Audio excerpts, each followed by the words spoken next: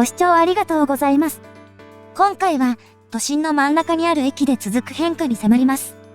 あの大工事から1年余り経った今の様子と、今週末に行われる工事が持つ意味、そしてこの駅と街が迎える未来をまとめて解説します。ここは JR 各線と東京メトロ、東急、京王が集まる渋谷駅の新南口です。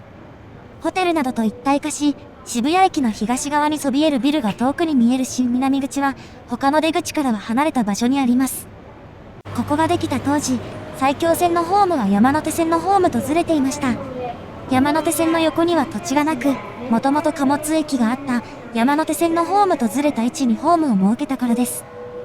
そのためこの改札から直接行けるのは、埼京線と湘南新宿ライン、それらに乗り入れる系統のホームのみで、山手線のホームへはそのホームを経由する必要があります。改札周辺の時刻表や発車案内表示器、番線表示に山手線の案内はほぼありません。改札内に入ります。ホームはここを左前に進んだ先にあるのですが、左後ろに細い通路があるので、そこを進むことにします。階段の幅は狭く、右側は仮囲い。左側には右側通行と書かれた青い掲示があり、かつてはもっと幅が広かったのがわかります。幅が狭くなった後も掲示が残され、踏み面のマークもそのままです。そして階段のすぐ先で、ホームは途切れています。2020年5月に埼京線ホームが移設され、新南口改札よりも南にあり、ホームまでの動線でもない部分は役目を終えたことから、こうして撤去されたというわけです。一番端には機械室があるため、そこだけは残されています。こちら側の階段は残されていますが、改札まで遠回りになるだけなので、利用する人はいません。階段の真下には、埼京線の緑色が入ったベンチが、まだ残っています。ホームが移動したのは、埼京線の線路の横にあった東急東横線渋谷駅が2013年に地下に移設され、その跡地を活用して山手線のホームと並べられるようになったからです。ホーム跡のうち、改札と新ホームを結ぶ動線になっているところは今も活用されており、このホームの特徴でもあった凸凹の屋根もまだ残っています。一方その途中には、通路脇に並んだ苔が、なぜここにあるのか不明ですが、後で登場しますので、覚えておいてください。ホーム移設に伴う線路切り替えの際、線路自体の高さを上げたことから、ホームとの高低差が小さくなっていきます。そしてホームがなだらかなスロープになるこの場所が、旧ホームの終端部分です。かつてこの先にあった連絡通路へとつながる階段の構造物が、今も残っています。山手線と埼京線のホームは中途半端に離れて動線も遠回りだったため、双方の間には長い連絡通路がありました。この通路、覚えている方も多いのではないでしょうか。埼京線ホームに到着です。ホームの移動から2年半余りが経ちますが、床面は未だに仮設仕様のまま。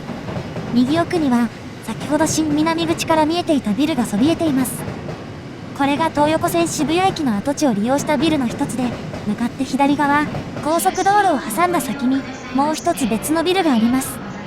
通路の端にある白い特徴的な形状のパネルは、旧東横線渋谷駅の外装に似せて作ったものです。中央改札へ続く階段を上がります。階段の仕上げは綺麗で、エスカレーターとの間の仕切りもしっかりしていますが、それ以外は仮設の仕様で、ホームの屋根には雨風が吹き込みそうな隙間があります。上の階層も床面にはタイルなどがなく、左右天井も仮の仕上げであるなど、これが完成形ではなさそうです。ただし、先ほど映っていたエレベーターは一般的なものよりも大型で、一度に多くの乗客を運べます。そしてここが渋谷駅の中央改札。この正面奥には、東京メトロ銀座線のホームがあります。かつては JR の駅の西側にあり、二面二線で乗車と降車が分離されたホームだったのを、2019年末から翌年にかけて東側に移設し、一面二線の島式になりました。駅自体は綺麗ですが、この裏側で駅西側を結ぶ動線はまだ仮のもので、通路に流用された旧ホームや左下の旧線、そしてかつてホームを覆っていた建物の残骸が残っており、まだまだ工事は続きそうです。山手線のホームへ向かいます。ここで通路自体が高さを下げるため、階段が続きます。横にはスロープがあってバリアフリー対応ですが、この先山手線ホームに降りるところにはエレベーターがないため、中央改札とを行き来する場合、埼京線ホームを経由する必要があります。先ほどのエレベーターが大きめサイズだったのは、そうした乗客をさばくのも理由のようです。そしてこの突き当たり、向かって右側にあったのが、移設前の中央改札。2021年10月、今の中央改札である中央東改札に統合され、役目を終えました。これにより、銀座線、京王井の頭線と JR 線との乗り換えを、中央改札がまとめて担うことになりました。山手線内回り、2番線へと進みます。外枠の囲いはしっかりしていますが、踏面は金属むき出しでエスカレーターとの間は仮囲いで仕切られているなど、ここにも工事の香りが漂います。そしてホームの床面に赤いテープが貼られた奥にあるのが、駅員の待機スペースです。この先ではホームの幅が狭くなり、通行するのも一苦労ですが、このチャンネルの動画を覚えている方であれば、何か気づくのではないでしょうか。これは、2021年10月に行われた山手線内回りホームの拡幅工事が終わった直後に撮影したものです。金曜日の終電後から月曜の始発の前まで、およそ52時間に及ぶ工事が行われ、線路自体を埼京線ホーム寄りに移設し、ホーム自体を拡幅するというものでした。工事中も山手線外回りと埼京線などの運転を続けた上、真上に高速道路が通るために作業スペースが限られ、使える重機にも制約があるなど、条件の厳しい工事でしたが、工事は無事始発前に完了しています。そして工事完了直後のこの映像では、駅員の待機スペースは場所自体が違い、周りも広々としています。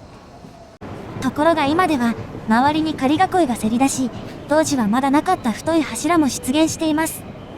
そして変化した場所は、ここだけではありません。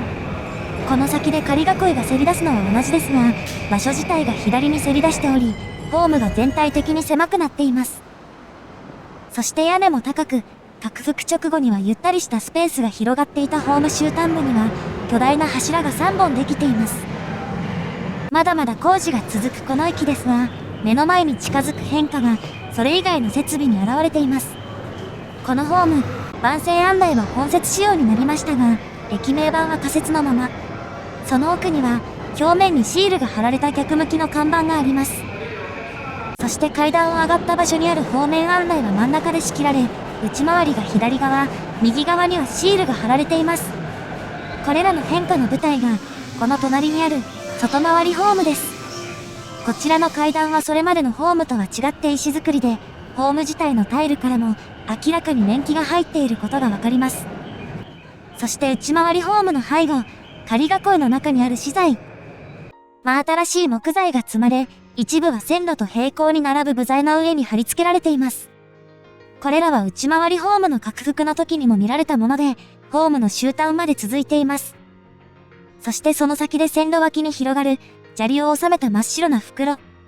この駅の次なる工事が、今週末に迫っています。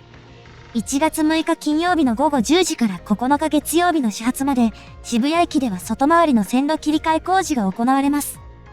金曜の終電までは運転するものの、土日は外回りが大崎池袋間で終日運休になります。接続する路線の駅をはじめ、多くの場所にポスターが掲示されており、トレインビジョンにも定期的に CM が流され、JR も告知に力を入れています。山手線が工事のためにこれほど長い間運休になるのは、JR 東日本発足後2度目。1度目が、過去にこのチャンネルでもご紹介した内回りの線路移設工事の時です。これだけの大工事なので、運休となる大崎池袋間の外回り以外にも運転変更が生じます。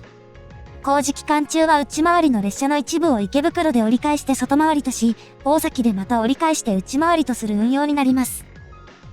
本数が一番多い大崎池袋間の内回りはおよそ3分間隔と、通常より本数は増えますが、内回りの池袋大崎間ではおよそ5分間隔、外回りの池袋大崎間では10分間隔と、通常より本数が減ってしまいます。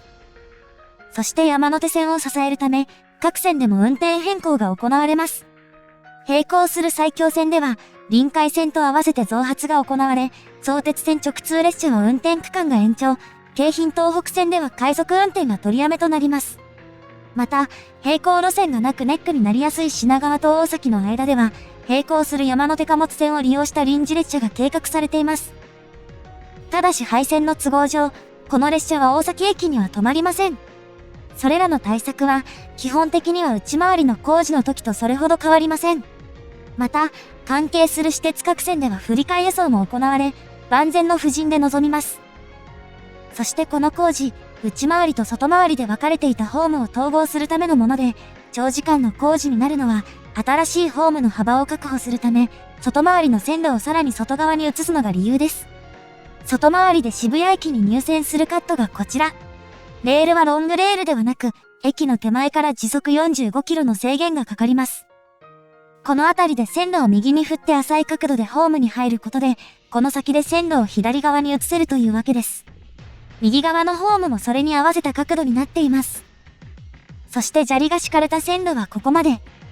ここから先では線路は橋桁に乗せられ、工事中に橋桁ごと左に移す作戦のようです。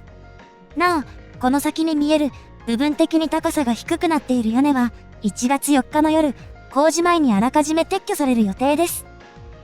ホームから見ると、仮設の仕上げがせり出しているところと、その先のホームの位置関係から、線路がどのように移設されるのかがよくわかります。そして線路の移設にあたり、駅員がいるスペースの柱が干渉していますが、これは内回りの工事でも活躍していた、設置や移動が容易な部材。金曜の終電後、真っ先に解体されそうです。先へ進むにつれて仮設の仕上げは線路に近づいていくものの、ホームの先にある橋桁は掛け替え対象のため、道路が一部時間で通行止めになります。そして、工程の都合上やむを得ない部分だけでなく、事前にできる工事は進められています。看板類はシールを剥がすだけのところまで用意されているほか、仮囲いの奥の柱には新しい駅名板があります。一方ホーム幅は広がるものの、今後は内回りと外回りを一つのホームで裁くことになり、増える動線も限られるため、しばらくは混雑が続きます。工事完了と同時に新たに供用されるのは、駅北側にある八甲改札へつながる階段の一箇所だけ。これだけで対応できるのか疑問ですが、そこは JR 東日本、もちろんこの工事には続きがあります。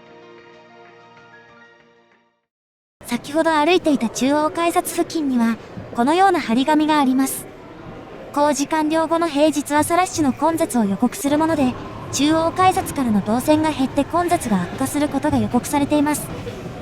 ただしそれに対応する工事は進んでおり、1月15日日曜日始発から新たな通路が供用され、代わりに今私がいる部分を含め、山手線ホームにつながる既存の動線は完全に役目を終える予定です。山手線の上のコンコースもかさ上げして作り変えるらしく、中盤で私がいた場所には、囲われた鉄骨が居座っています。新しい通路ができるのは、序盤でしれっと通り過ぎたあの場所の周り。ここは仮囲いで塞がれていますが、反対側は外回りホームからよく見えます。そしてこの駅の工事は、まだ続きます。先ほどのプレスリリースには、5段階のステップのうち4段階目とあります。